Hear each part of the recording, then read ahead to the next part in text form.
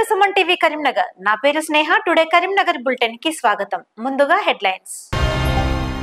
Suman TV Peddapalli ఫ్రాంచైజీని ప్రారంభించిన మంత్రి Sridhar Babu. Digital రంగంలో సంచలనాత్మకంగా సుమన్ టీవీ నిలిచిందని వెల్లడి. పార్లమెంట్ ఎన్నికల్లో భాగంగా కొనసాగుతున్న నామినేషన్ల పర్వం. కాంగ్రెస్ పార్టీ నుండి 20 అభ్యర్థుల నామినేషన్ దాఖలు. ఇంటర్మీడియట్ ఫలితాల్లో ఆల్ ఫోర్స్ ప్రభంజనం. అత్యధిక మార్కులు సాధించిన విద్యార్థులను అభినందించిన నరేందర్ రెడ్డి. సంచలనాత్మక వార్తలతో డిజిటల్ రంగంలో సుమన్ టీవీ అగ్రగామిగా నిలిచిందని రాష్ట్ర ఐటీ శాఖ మంత్రి దుద్దిల్ల శ్రీధర్ బాబు అన్నారు. పెద్దపల్లిలో నూతనంగా ప్రారంభించిన సుమన్ టీవీ పెద్దపల్లి ఫ్రాంచైజీని ఆయన ఆవిష్కరించారు. దేశంలోనే అతిపెద్ద డిజిటల్ మీడియా నెట్వర్క్ గా రాణిస్తున్న సుమన్ టీవీ పెద్దపల్లిని ప్రారంభించుకోవడం ఆనందదాయకమని మంత్రి శ్రీధర్ బాబు అన్నారు. పుట్టగొడుగుల ఛానల్స్ వస్తున్న తరుణంలో డిజిటల్ రంగంలో అత్యధిక సబ్స్క్రైబర్స్ కలగడం గొప్ప విషయమని చెప్పారు. సుమన్ టీవీ తనదైన శైలిలో రాణిస్తూ దూసుకెళ్తుందని కొనియాడారు.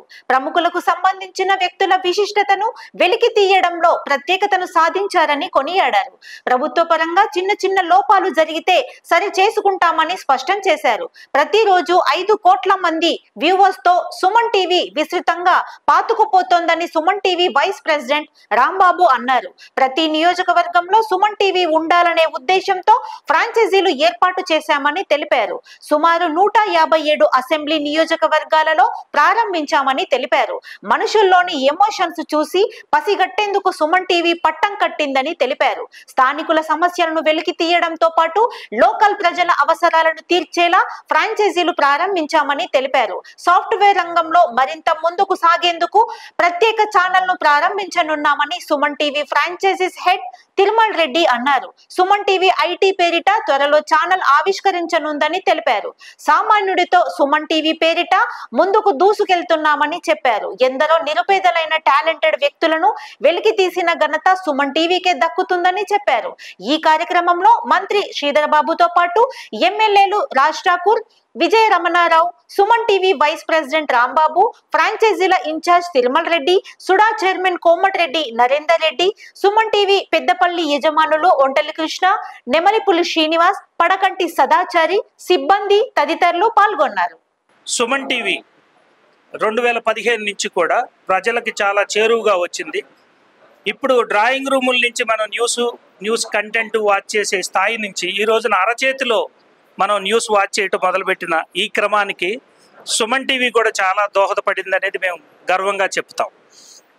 ప్రతిరోజు 5.5 కోట్ల మంది వీక్షకులు సుమన్ టీవీలో వచ్చే కంటెంట్ని ప్రతిరోజు వాచ్ చేస్తున్నారంటే, అంటే 2 తెలుగు రాష్ట్రాల్లోనే కాకుండా అమెరికా సంయుక్త రాష్ట్రాలు, బెంగళూరు, చెన్నై ఇలాంటి నగరాల్లో కూడా సుమన్ టీవీ చాలా విస్తృతంగా పాతుకుపోయింది. అంటే 2 తెలుగు రాష్ట్రాల్లో ప్రతి అసెంబ్లీ నియోజకవర్గంలో కూడా సుమన్ టీవీ ఆఫీసు ఉండాలన్న ఉద్దేశంతో పార్ట్నర్స్ సహాయంతో మేము ఆఫీసులను ఓపెన్ చేయటం జరుగుతుంది. ఇక్కడ పెద్దపల్లి జిల్లాకు సంబంధించి కృష్ణ గారు, శేఖర్ గారు మాతోటి పార్ట్నర్ అవడానికి ఒప్పుకున్నందుకు వాళ్ళకి మా కృతజ్ఞతలు.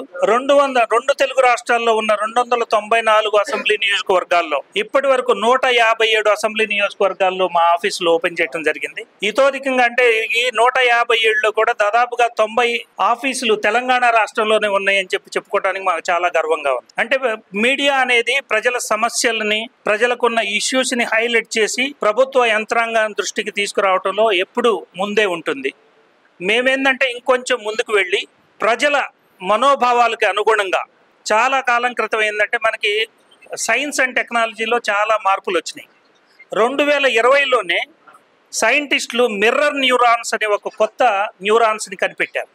ఈ మిర్రర్ న్యూరాన్స్ పని ఏంటంటే ప్రతిరోజు మనం చూస్తూ ఉన్నాం, రోడ్డు మీద వాహనాలు కదులుతున్నాయి, మనుషులు ఎదురవుతున్నారు, కానీ అది ఫిజికల్ ఆబ్జెక్ట్స్ని మాత్రమే చూస్తాయి మిగతా న్యూరాన్స్. ఈ మిర్రర్ న్యూరాన్స్ అనేది ఏంటంటే మనిషిలోని ఎమోషన్ని పసిగడతాయి అన్నమాట. అంటే మనం చూసిన వాళ్ళు దుఃఖంలో ఉన్నారా, సంతోషంలో ఉన్నారా, బాధగా ఉన్నారా, ఇండిఫరెంట్గా ఉన్నారా అని చూసేదే ఈ మిర్రర్ న్యూరాన్స్ అన్నమాట. ఈ మిర్రర్ న్యూరాన్స్ సైంటిస్టులు 2020లో కనిపెట్టక ముందే దీని ప్రయోగం మాకు తెలియదు, కానీ 2015లోనే సుమన్ టీవీ మనుషుల్లోని ఎమోషన్స్ని పసిగట్టే ప్రక్రియకి మనం నాంది పలికింది. అంటే మనం రోడ్డు మీద వెళుతూ ఉంటాం, ఎవరైనా సరే ఒక యాక్సిడెంట్ అయ్యి మనుషులు ఎవరైనా పడిపోతే అయ్యో పాపం అని ఆగుతాం మనం. అదే మన ఎమోషన్. ప్రపంచం మొత్తం కూడా ఈ ఎమోషన్స్ మీద నడుస్తుంది. ఈ ఎమోషన్స్కి పట్టం కట్టి ఈ మనుషుల యొక్క ఎమోషన్స్కి విలువ ఇచ్చి ఈ ఎమోషన్స్ హ్యూమన్ లైఫ్ని ఎట్లా ముందుకు వెళ్ళొచ్చు అని చెప్పేదే ఈ సుమన్ టీవీ. ఎక్కడైనా సరే ఇటువంటి ప్రయోగం ఏ మీడియా చేసినా కూడా సక్సెస్ అవుతుంది. 80లో కొన్ని మీడియా సంస్థలు చేసిన వాళ్ళు సక్సెస్ అయ్యారు.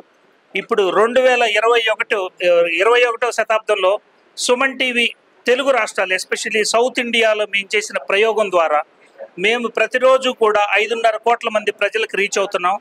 మాకు 7 కోట్ల మంది సబ్స్క్రైబర్స్ ఉన్నారు ప్రపంచవ్యాప్తంగా. ఈ 7 కోట్ల మందిలో 5.5 కోట్ల మంది రోజు మా వీడియోలు కనీసం 13 నిమిషాలు వాచ్ చేస్తారు యావరేజ్గా. ఇది సుమన్ టీవీ సమాజానికి ఉన్న కనెక్ట్. హ్యూమన్ ఎమోషన్స్ని మేము కనెక్ట్ చేయగలిగాం కాబట్టి మేము ప్రజలకు మరింత చేరువయ్యాం.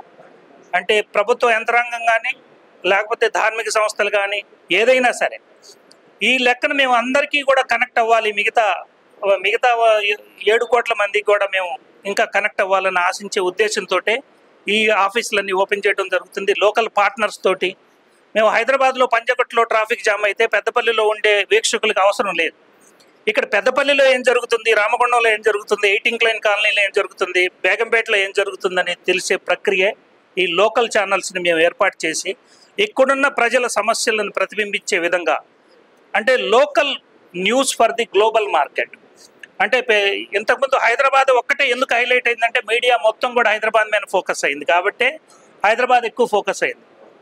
మీడియా కనుక లోకల్లో ఉండే ఇష్యూలను కనుక ప్రతిబింబించినట్లయితే పెద్దపల్లి లాంటి, రామగుండం లాంటి, మంతెన్ లాంటి, మంచిర్యాల లాంటి ప్లేస్లు కూడా ఎంతో హైలైట్ అయ్యాయి. ఇక్కడ డెవలప్మెంట్ కూడా ప్రపంచానికి తెలిసేది. ఆ ఇన్స్పిరేషన్ పొంది ఇక్కడ కూడా అభివృద్ధి జరిగుండేది. ఇదే ఎజెండా తోటి మేము ఆఫీసులో లోకల్లో మనం కంటెంట్ జనరేట్ చేసి లోకల్ ప్రజల అవసరాలకు తగ్గట్టుగా మనం వాళ్ళని ప్రతిబింబించాలనే ఉద్దేశంతో ఈ ఆఫీసులో ఓపెన్ చేయడం జరిగింది. ఈ ఆఫీసు ప్రారంభోత్సవానికి మంత్రివర్యులు రావడానికి ఒప్పుకున్నందుకు, సింగ్ గారు ఒప్పుకున్నందుకు, విజయరమణారావు గారు ఒప్పుకున్నందుకు మాకు చాలా సంతోషంగా ఉంది. మరి సుమన్ టీవీ గత దశాబ్ద కాలంలో చిన్నగా మొదలై మరి ఇప్పుడే రెడ్డి గారు చెప్తా ఉన్నట్టు, రాంబాబు గారు చెప్తున్నట్టు 7 కోట్ల మందికి మరి ఈ నెట్వర్క్ ఛానల్ని ప్రతిరోజు కూడా అందిస్తూ ఉన్న తరుణంలో ఇప్పుడే రాంబాబు గారు చెప్పినట్టు 5.5 కోట్ల మంది వీక్షిస్తూ ఉంటారు రోజు. అంటే చిన్నది కాదు ఇది. ప్రపంచవ్యాప్తంగా ఇంత పెద్ద నెట్వర్క్ ఉన్న డిజిటల్ మీడియాకు సంబంధించిన ఈ నెట్వర్క్ ఛానల్ సాధించిన విజయాన్ని ప్రత్యేకంగా వారికి అభినందనలు, శుభాకాంక్షలు తెలియజేస్తా ఉన్నాను. ఎందుకంటే నాణ్యత ఉండాలి దేంట్లో అయినా కానీ. న్యూస్ ఇచ్చే నాణ్యతలో ముందుకు సాగుతూనే ఈ పోటీ ప్రపంచంలో పుట్టగొడుగులాగా రోజుకి సోషల్ మీడియాలో ఎవరు ఇష్టం అనుకుంటే వారికి ఒక ఛానల్ స్టార్ట్ చేస్తూ ఉన్నారు. దానికి సంబంధించి వారు న్యూస్ ఏమేస్తూ ఉన్నారో, న్యూస్ ఎంతవరకు కరెక్టో, ఎవరిదైనా ఇంటర్వ్యూ చూస్తే ఆ ఇంటర్వ్యూకి సంబంధించిన వ్యక్తి ఏదైనా రంగంలో కొద్దిగా ప్రావీణ్యత ఉందో చూడకుండా ఇష్టారాజ్యంగా రోజుకో ఇలాంటి ఓ ఛానల్ని ఏర్పాటు చేస్తూ ఉండడంలో పోటీ ఎక్కువైపోయి మరి సుమన్ టీవీ వారు ఆ పోటీ పక్కన పెట్టి తనదైన శైలితో ఆ సుమన్ టీవీకి సంబంధించిన పనిచేస్తూ ఉన్న రాంబాబు లాంటి ప్రధానమైన వ్యక్తులు మా జిల్లాలో, ఉమ్మడి కరీంనగర్ జిల్లాలో ఈనాడులో పనిచేసి మరి పాత్రికేయ రంగంలో గొప్ప అనున్న వ్యక్తి ఈరోజు సుమన్ టీవీలో పనిచేస్తూ దిశ రాబోయే కాలంలో న్యూస్తో పాటు ప్రముఖులకు సంబంధించిన సందేశాన్ని, అదేవిధంగా ప్రముఖులకు సంబంధించిన వ్యక్తిత్వ విషయాలను, ఈ ప్రాంతాలకు సంబంధించి ప్రత్యేకంగా స్థానిక ప్రాంతాలకు సంబంధించిన విశిష్టతను ప్రపంచవ్యాప్తంగా తీసుకెళ్లే ఒక ప్రయత్నం ఏదైతుందో ఇదే వారి ప్రత్యేకత. ఆ ప్రత్యేకతతో ఈరోజు దినదినాభివృద్ధి చెంది మరి 7 కోట్ల వరకు వారు విస్తరింపజేశారంటే చిన్న పని కాదు. అంటే ఇంకా పెద్ద పెద్ద ఛానల్స్ కూడా అంత వరకు ఉందో లేదో సబ్స్క్రిప్షన్ నాకు తెలియదు. మరి ఆ భాగంలో వీరు చేస్తా ఉన్న తరుణంలో మరొక కొత్త ఒరవడి, ఒక కొత్త ఆలోచన, ఒక కొత్త ఎక్స్పెరిమెంట్ భాగంలో లోకల్ పార్ట్నర్స్ సెలెక్ట్ చేయడం అనేది కూడా ఒక కొత్త ఎక్స్పెరిమెంట్. తద్వారా లోకల్గా ఉన్న పార్ట్నర్స్ ద్వారా వారికి ఉన్న అనుభవాన్ని ఉపయోగించుకొని న్యూస్ కానీ, ఈ ప్రాంతాలకు సంబంధించిన సమస్యలను కానీ ప్రభుత్వానికి ఒక పక్షాన, లేకుంటే ప్రతిపక్షాలకు ఇంకో పక్షాన, ప్రభుత్వం నడిపిస్తూ ఉన్న ప్రతినిధులకు ఒక పక్షాన వారి దృష్టికి తీసుకొచ్చే ప్రయత్నం తప్పకుండా ఒక ప్రత్యేకత సుమన్ టీవీ వారిది. ఇంటర్మీడియట్ ఫలితాల్లో ఆల్ఫోస్ జూనియర్ కళాశాలలు ప్రభంజనం సృష్టించాయి. విద్యాశాఖ ప్రకటించిన ఇంటర్మీడియట్ మొదటి, రెండవ సంవత్సర ఫలితాలలో ఆల్ఫోస్ విద్యార్థులు అత్యద్భుత ఫలితాలు సాధించారు. ఈ సందర్భంగా చైర్మన్ నరేందర్ రెడ్డి పూల బొకేలతో విద్యార్థులను అభినందించారు. జూనియర్ ఇంటర్మీడియట్ ఎంపీసీ విభాగంలో శృతి 468, శ్రీహిత 468 మార్కులతో 16 మంది విద్యార్థులు రాష్ట్ర స్థాయిలో అగ్రస్థానంలో నిలిచారు. 65 మంది విద్యార్థులు 467 మార్కులు సాధించగా 117 మంది విద్యార్థులు 466 మార్కులు సాధించడం విశేషం. జూనియర్ ఇంటర్ బైపీసీ విభాగంలో నీలిమ 438 మార్కులతో రాష్ట్ర స్థాయిలో ఉత్తమ స్థానంలో నిలిచింది. 8 మంది విద్యార్థులు 437 మార్కులు, 25 మంది విద్యార్థులు 436 మార్కులు సాధించారు. ఇక సీనియర్ ఇంటర్ ఎంపీసీ విభాగంలో కార్తిక్ బాబు 993 మార్కులు, సాహిత్య 993 మార్కులతో రాష్ట్ర స్థాయిలో అత్యున్నత స్థానంలో నిలిచారు. హర్షిత 992 మార్కులు సాధించారు. సీనియర్ ఇంటర్ బైపీసీ విభాగంలో నిఖిల్ 990 మార్కులు, అమిత 990 మార్కులు సాధించారు. ప్రతి ఏటా ఆల్ఫోస్ విద్యార్థులు అత్యుత్తమ మార్కులతో రాణిస్తూ రాష్ట్రంలో అగ్రగామిగా నిలుస్తున్నారని నరేందర్ రెడ్డి అన్నారు.